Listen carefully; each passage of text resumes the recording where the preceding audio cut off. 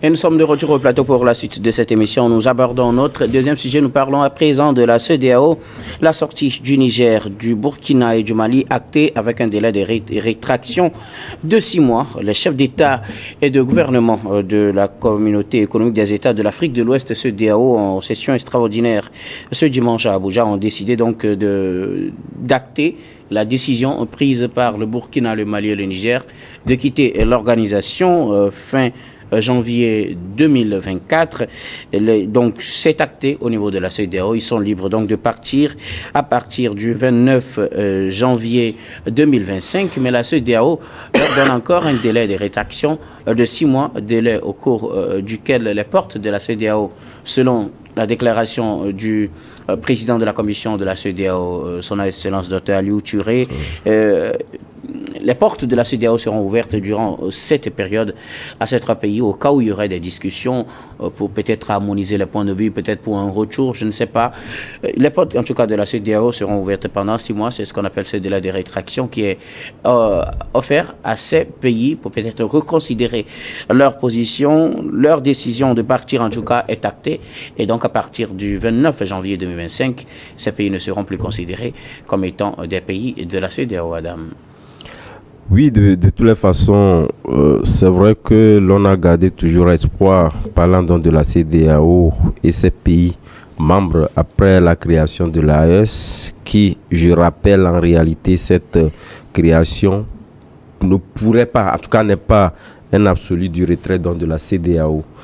Ce que la CEDEAO a bien voulu donner le temps qu'il faut et des tractations qu'il faut en incluant des émissaires, que ce soit diplomatiques ou certains chefs d'État, pour convaincre en tout cas ces pays de l'AES à pouvoir rester dans la communauté sous-régionale. Je l'ai toujours dit, la règle c'est rester, mais l'exception c'est ces 2 parties.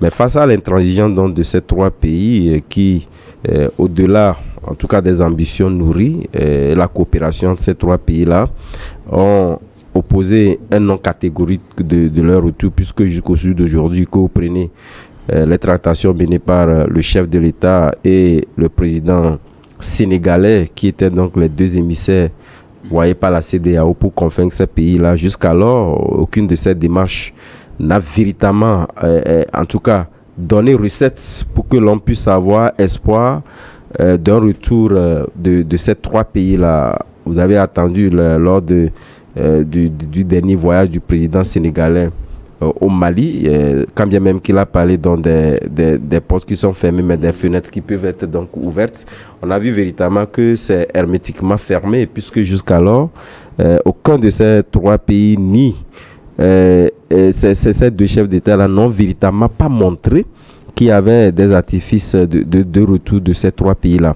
Mais quand cela ne tient, je pense que la CEDEAO également, après le délai moratoire d'1 an, défini par les tests pour en tout cas acter la sortie définitive d'un pays lorsqu'il le souhaite, puisque ce n'est pas pour la première fois. Donc on se rappelle le cas de la Mauritanie en 2000. Donc ça voudrait dire que les règles législatives et la façon du retrait n'est pas quand même nouveau à la CEDEAO, pour dire véritablement qu'on doit réellement donc chercher des voies et moyens, reposer donc les tests pour ce retrait-là. Mais ce qui est important, et moi je pense qui devait être fait au-delà de ces 6 mois d'espoir encore consenti, qui, de mon point de vue, n'est pas dans l'absolu le retour de ces pays-là, mais de faire en sorte que, ils l'ont dit, parce que lorsque vous lisez entre les lignes, de faire en sorte que le personnel, en tout cas contractuel de la CEDEAO, mais également les organes qui sont placés dans ces pays-là, puisqu'on puisse voir comment faire en sorte que ces organes-là se retrouvent hors de ces pays-là, mais discuter également, en tout cas, des voies diplomatiques, faire en sorte que cette coopération entre les pays de l'AES et la CEDEAO donc puisse être maintenue. Donc, quelque part, je pense que si tel est que l'AES maintient son intransigeance, il faudrait quand même que la CEDEAO ne maintienne pas indéfiniment, en tout cas,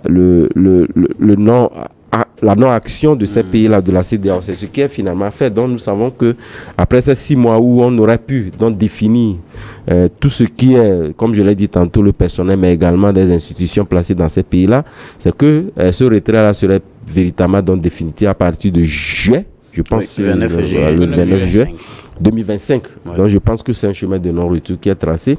Mais ce qui est important, en tout cas qui intéresse la communauté de ces deux pays, de ces deux, en tout cas organisations, puisque disons-le comme ça, c'est justement faire en sorte que aussi bien la CEDEAO puisse également tenir compte des intérêts de ces communautés-là, puisque l'essentiel c'est que l'on puisse avoir en tout cas les mouvements entre les deux pays. Merci beaucoup à vous, Adam Ajrano.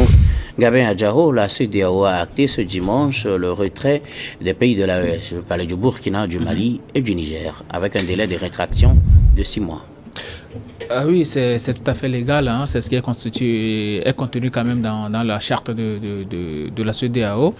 Et en janvier 2024, les 3 États de l'AES avaient quand même manifesté leur volonté de quitter l'organisation sous-régionale, la CEDEAO, et ce qui a abouti ensuite à la création de l'AES. Donc, ils sont déjà partis de la CEDEAO, ils ne vont plus jamais revenir, ce qui fait état même de leur sortie, hein, le vendredi le 13 dernier, en parlant d'une décision irréversible, hein, c'est-à-dire d'une décision définitive, hein, de sortir de l'organisation sous-régionale, la CEDEAO. Donc du coup, il y a 2 entités, hein, au niveau de la sous-région ouest-africaine aujourd'hui, l'AES et puis la CEDEAO. Donc pour moi, ce n'est pas du tout une surprise quand on voit comment la CEDEAO a fonctionné de bout en bout. Il n'y a pas eu véritablement de modalités pour permettre quand même à ces États-là de pouvoir recouvrir l'entièreté de leur territoire, parce que ce sont des États qui étaient quand même dans des problèmes, qui étaient dans des situations assez graves, mais au lieu de les soutenir, on a quand même voulu quand même un peu plus les déstabiliser, quitte à enfreindre même les règles, hein, contenues dans la charte de la CEDEAO et même dans les protocoles additionnels de la CEDEAO, c'est-à-dire enfreindre la règle du pacte de non-agression entre les États, surtout après la déchéance de Mohamed Bazoum. Donc c'est après le coup d'État du Niger que le pont a été véritablement coupé entre les États du Sahel et aujourd'hui la CEDEAO. Donc pour moi, je pense que c'est un chemin de non-retour. La CEDEAO a pris acte quand même de cette décision-là. Ce n'est pas nouveau, c'est ce qui est contenu dans la charte, et même si la CEDEAO ne fait pas une réunion pour accepter quand même que bon voilà, ils acceptent, si je peux me répéter, la décision de ces 3 États de sortir de l'organisation sous-régionale. La loi même va faire son travail, puisque quand le délai va arriver, ce sera factuel. Ils vont pouvoir sortir tranquillement de la CEDEAO sans aucun problème. Donc c'est bien aussi de devancer les événements et d'arriver quand même à communiquer autour, hein, de cette rétractation de ces États-là. Maintenant, la CEDEAO doit arriver quand même à se cautionner sur un certain nombre de choses, parce que depuis lors, hein, la CEDEAO, j'ai l'impression que la CEDEAO refuse de faire sa révolution, refuse de grandir, hein, par elle-même. Ça me pose un certain nombre de problèmes, parce que ces États-là, avant de sortir de la CEDEAO, ils ne sont pas sortis comme ça, hein. Ils ont quand même évoqué des raisons. Maintenant, c'est à la CEDEAO d'arriver quand même à se corriger par rapport à un certain nombre de choses, parce que ce n'est pas que ces États-là qui en parlent. Il y a aussi les populations de la CEDEAO, le peuple de la CEDEAO, de l'espace sous-régional ouest-africaine, qui en parlent à chaque moment et qui disent que bon voilà, la CEDEAO n'est pas véritablement souveraine, parce que bon, alors, quand tu vois lors des réunions, il y a des Occidentaux qui suivent ces réunions-là, alors que cela est impossible quand même lors d'une réunion de l'Union européenne. Quand tu vois les prises de décision, les États de l'AES disent que bon, la CEDEAO est quand même manipulée de l'extérieur, et quand tu sais que la CEDEAO est financée, hein, à un certain taux de pourcentage par des puissances occidentales, ça prouve à suffisance que c'est une organisation qui aujourd'hui doit arriver à faire sa révolution, afin de mettre en confiance ces États-là, si réellement ils veulent que ces États réintègrent la CEDEAO. Donc, à part l'idée de création de la force d'interposition à la lutte contre le terrorisme, il n'y a plus eu véritablement de propositions. Et cette force antiterroriste-là a aussi du mal à voir le jour. C'est vrai que les chefs d'état-major ont quand même fait un certain nombre de réunions, mais par après, on n'a plus rien vu. Donc, à un moment donné, je pense que la CEDEAO doit accepter de faire sa révolution, changer compte tenu d'un certain nombre de choses, et puis là, on verra si, hein, il peut y avoir des collaborations, mais factuellement, sur l'État, on peut constater que ces 3 États du Sahel sont sortis depuis de la CEDEAO. Eux, ils n'en parlent même plus.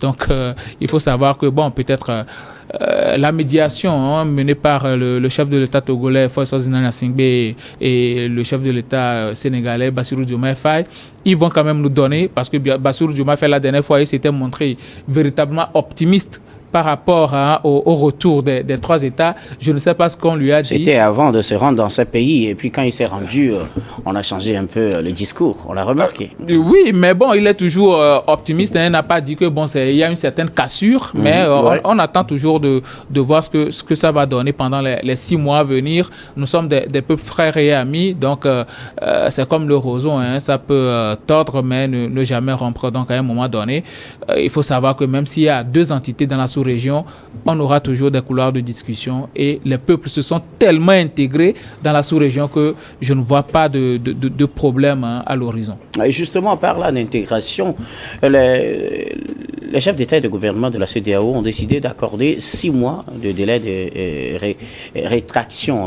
au pays de l'AES.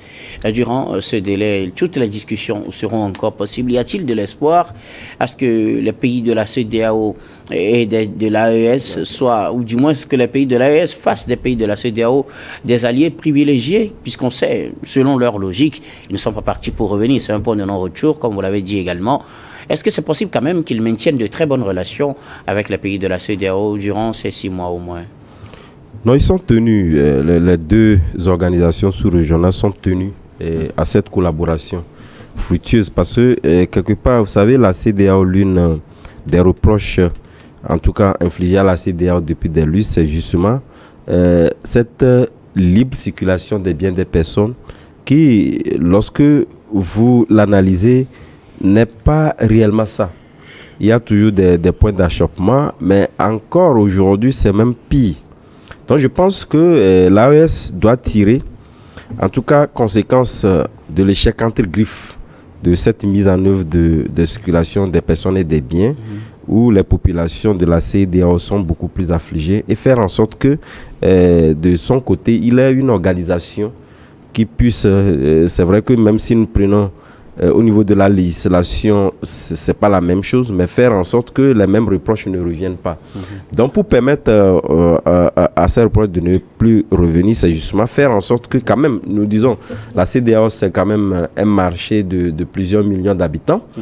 Et donc, l'AES a bien évidemment besoin des pays de la CEDEAO plus dans leur globalité. Parce qu'aujourd'hui, étant donné que la CEDEAO était réticente à accepter donc ce retrait et était dans une autre logique, l'AES avait commencé par prendre langue avec certains pays, surtout des pays du littoral, pour faire en sorte qu'il y ait, en tout cas, un prolongement en ce qui concerne donc les marchandises, etc. Mais je pense que, étant donné que ce retrait-là est désormais définitif, puisque moi je pense que la discussion ne va plus se calquer sur le retour de ces pays-là, mais va s'orienter sur, comme je l'ai dit, le retrait et puis les institutions qui sont placées dans ces pays-là. Mais l'AES a intérêt à pouvoir maintenant discuter entre organisations sous-régionales et organisations sous-régionales, parlant donc de la CEDEAO, qui lui permettra d'abord d'avoir des flexibilités et d'avoir un marché qui puisse lui permettre d'avoir cette autonomie-là, parce qu'on essaie directement donc de voir au-delà de l'organisation, quelque part, sont les retombées de l'organisation, puisque l'organisation directe de l'AES, c'est la CEDEAO aujourd'hui, même si nous savons que les pays maghrébiens également se retrouvent dans leur organisation. L'AES a beaucoup à gagner en discutant pratiquement avec la CEDEAO que de pouvoir maintenir le cap de discussion entre les pays, qui n'est pas aussi mauvais. Moi, je me dis, cette discussion n'était pas mauvaise en ce sens que l'AES a besoin de pouvoir donc exister, de nouer ces partenariats, étant donné que nous avions vu par le passé, si nous prenons le cas du Bénin, nous prenons également la Côte d'Ivoire, où pratiquement ce n'est pas, en tout cas la bonne forme en ce qui concerne le relationnel. Il était donc de bon aloi de discuter avec les pays comme le Togo et d'autres pays également, pour faire en sorte qu'ils puissent donc faire en tout cas le commerce, le tambordement entre la question maritime et ces pays de l'Italie. Donc je pense que désormais, à partir du moment où la CEDEAO a accepté d'acter cette rupture-là, L'AES devait donc discuter maintenant entre organisations pour avoir donc ces bénéfices de libre circulation entre les pays de l'AES et les pays de la CEDEAO. Puisque la CEDEAO également en a besoin, parce que ne pensez pas que c'est l'AES seulement qui a besoin de la CEDEAO, mais la CEDEAO a également besoin de l'AES. Gabriel Adjao, c'est acté, les pays sont libres, les pays de l'AES sont libres de partir, mais un délai de 6 mois, que faut-il attendre dans ce délai de discussion pour renforcer les liens? Voyez-vous ces pays faire des pays de la CEDEAO leurs partenaires privilégiés, même si sur certains plans ils ne sont pas d'accord avec eux, ou vont-ils carrément se détourner totalement de la CEDEAO et aller chercher d'autres amis ailleurs? Non, je ne vois pas de l'animosité quand même entre les pays de l'AES et ceux de la CEDEAO, parce que je pense que même le temps de l'animosité est déjà révolu, puisque ces pays-là qui étaient frontalement opposés aux pays de l'AES sont aujourd'hui en train de faire la paix avec les pays de l'AES. Je prends juste le cas du Bénin et du Niger aujourd'hui. Donc, ce sont des partenaires privilégiés séculaires, ça ne va jamais changer. Les pays de l'Afrique de l'Ouest ont toujours eu des relations commerciales depuis belle lurette.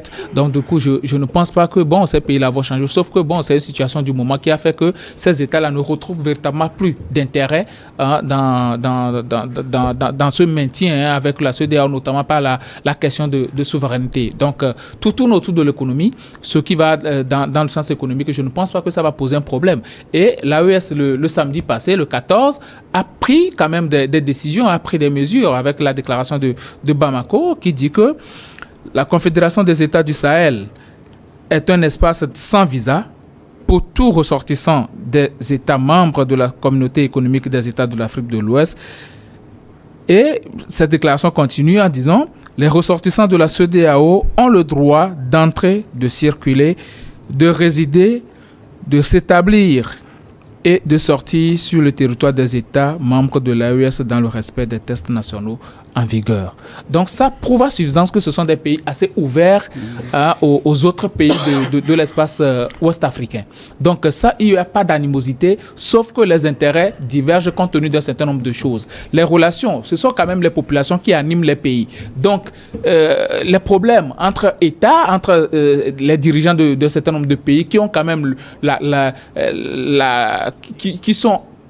qui sont censés protéger leur pays ne doivent pas empiétrer sur les populations. Parce que quand il y aura clivage, ce sont les populations qui vont beaucoup plus souffrir. Donc, la moindre des choses, c'est de permettre aux populations de vaquer librement à leurs occupations, que ce soit qu'ils soient dans l'AES ou bien dans la CEDEAO, mais qu'ils se considèrent comme des frères et sœurs. Et cette relation de fraternité-là va continuer entre les États. C'est ce que essaie de dire l'AES. Maintenant, je ne sais pas les dispositions que la CEDEAO va prendre après ces 6 mois-là. Je ne sais pas, puisque l'AES l'a déjà dit, les territoires de l'AES sont quand même des territoires sans visa pour les ressortissants de la CEDEAO. Maintenant, est-ce qu'il y aura une réciprocité de la part de la CEDEAO par rapport à ce que l'AES a dit? Là, je ne sais pas. On attend après 6 mois pour voir les décisions que la CEDEAO va prendre vis-à-vis des ressortissants de l'AES qui vont venir dans l'espace CEDEAO. Maintenant, compte tenu des institutions de la CEDEAO qui résident dans ces pays-là, je pense qu'il y a des bâtiments et autres. Bon, on ne va pas quand même enlever des bâtiments. Donc, ce sont des fonctionnaires de ces pays-là. Si la CEDEAO ne trouve plus que véritablement leur compétence est encore primordiale pour elle, alors la CEDEAO peut dire, oust, dégager, ou bien même ces personnes-là peuvent devancer la CEDEAO en démissionnant tout simplement. Donc, l'AES aussi est en train de travailler, et vice-versa. Ouais. Et l'AES aussi est en train de travailler à mettre en place ces institutions qui vont permettre à ce que l'organisation fonctionne. Donc, du coup, je pense que la moindre des choses, c'est qu'on arrive à avoir une certaine accalmie au niveau de la sous-région, qu'il n'y ait pas de l'animosité, chacun choisit ses intérêts, mais que la population ne soit pas piétinée dans cette histoire. Et le président Diomaye Faye a eu à le dire, qu'il faut quand même des canaux de discussion entre les deux entités pour que l'intégration puisse être maintenue. L'AES vient de faire le pas. On attend que la CEDEAO fasse aussi le pas pour que on puisse encore vivre dans un espace sous-régional, peu importe l'entité dans laquelle on se trouve. Merci beaucoup à vous, Gabriel Adjao. Oui, justement, ce qu'il faut faire remarquer, c'est que je pense que cette nourriture-là est désormais consommée aussi bien sur la forme que sur le fond. Parce que sur le fond, il vous en souvient que plusieurs rencontres de la CEDEAO ont souhaité en tout cas la libération de Bazoum. Mais c'est l'une des rares rencontres où on n'en a même pas du tout parlé. Donc ça vous a dit que la CEDEAO a compris qu'elle est dans une position de faiblesse et naturellement donc cette histoire-là, cette affaire-là ne relève plus d'elle. Donc je pense que ça relève directement des pays de l'AES. Malheureusement, c'est le président Bazoum qui est donc sacrifié, puisqu'il comptait véritablement sur ces pays-là pour en tout cas arriver non, il n'est pas sacrifié, puisqu'il y a encore des amis. Le Togo a fait une médiation la dernière fois pour libérer des soldats de la Côte d'Ivoire. Donc, c'est personnel. Mais quelque part, la CEDEAO a compris directement, parce qu'il faudrait quand même qu'on le constate, que cette histoire-là n'est plus quand même dans ses prérogatives. Alors, Gabin le disait tout à l'heure, les pays de l'AES ont annoncé aussi ce dimanche l'exemption de visa aux ressortissants des pays de la CEDEAO. Ils peuvent entrer librement sur le sol des pays membres de l'AES sans visa. Même les véhicules peuvent entrer. Il suffit juste de respecter les règles en vigueur dans ces différents pays. Et finalement, pourquoi se sépare-t-on? Puisque tout est resté comme si on était encore dans la même communauté. Non, mais bien sûr, il y a plusieurs aspects. De toutes les façons, vous savez, sur ces aspects de coopération, de collaboration entre les pays, de toutes les façons, que vous prenez même la CEDEAO et les pays de l'Afrique, les pays de la CEMAC, il y a quand même des accords entre ces pays-là. Mais ils se séparent parce que lorsque nous prenons les implications de cette organisation dans les affaires intérieures des pays qui n'étaient pas du goût de ces pays-là. Parce qu'ils estiment qu'ils sont assez autonomes, puisque c'est la question de souveraineté également qui est mise en index, parce qu'ils se disent véritablement, vu la manière, et vous l'avez dit même à l'entame de ces propos, que la CEDEAO pour les pays de l'AES était donc dictée pour la plupart de ces éditions des pays, en tout cas étrangers, ce que les pays de la CEDEAO et de l'AES ne voient pas d'un bon oeil. Donc ils se disent que pourquoi devons-nous avoir en tout cas cette souveraineté-là si tel est que les usages et les pratiques doivent donc provenir des États, des autres puissances. C'est d'ailleurs même le point culminant de ce désaccord-là désormais. Ils prennent leurs décisions souverainement et sont les chefs d'État de l'AES qui prennent les décisions, contrairement si on s'en tient à la CEDEAO, où ces décisions doivent être en tout cas purifiées pas d'autres puissances aussi. Ouais, avant d'être mises en œuvre. Donc là, ils sont quand même en train de prendre des décisions autonomes. Gabin Adjaro, finalement, on dirait que, à part les noms qui changent, peut-être cette union au plan militaire, il n'y a pas grand-chose qui a changé puisque la population, les biens et les vivres peuvent circuler librement. En tout cas, en croire le communiqué de l'AES. Oui, en croire le communiqué de l'AES, bon, c'est pour faciliter quand même la vie à la population, parce que faut pas, je l'ai déjà dit, il faut pas mettre à mal le vivre ensemble dans la sous-région. Donc, les populations doivent continuer par mener librement leurs activités. Sauf que les États de l'AES, le Mali, le Burkina, le Niger ne se retrouvent plus véritablement dans la CEDEAO, parce que il y a une question de souveraineté qui se pose, parce que je l'ai dit maintes une fois ici, que bon, voilà, il y a des États qui dictent pratiquement les décisions à prendre au niveau de la CEDEAO, au niveau des conférences des chefs d'État et de gouvernement, ce qui fait que bon, le Mali, le Burkina et le Niger se disent, ben, est-ce que cette affaire, c'est normal encore en ce siècle de se faire dicter des lois comme ça? C'est comme du colonialisme nouveau, donc ils ne se sentent pas dans cette idéologie-là d'accepter encore des contraintes venant de l'extérieur. Donc pour eux, la moindre des choses, c'est de sortir. Quand on refuse, on dit non. Donc pour eux, ils ne veulent plus quand même accepter les desiderata venant de l'extérieur. Donc ils sont sortis. C'est une question de souveraineté, et je pense que bon, ils ont leur raison, et ils ont droit quand même de faire ce qu'ils veulent. Le plus important est que les populations se sentent à l'aise, même si on quitte le Togo, le Burkina, le Niger, peu importe là où on va, qu'on se sente à l'aise dans notre espace sous-régional. Merci beaucoup à vous tous pour vos contributions. Nous allons donc marquer la pause pour le journal, puis on reviendra tout à l'heure pour la suite de cette émission.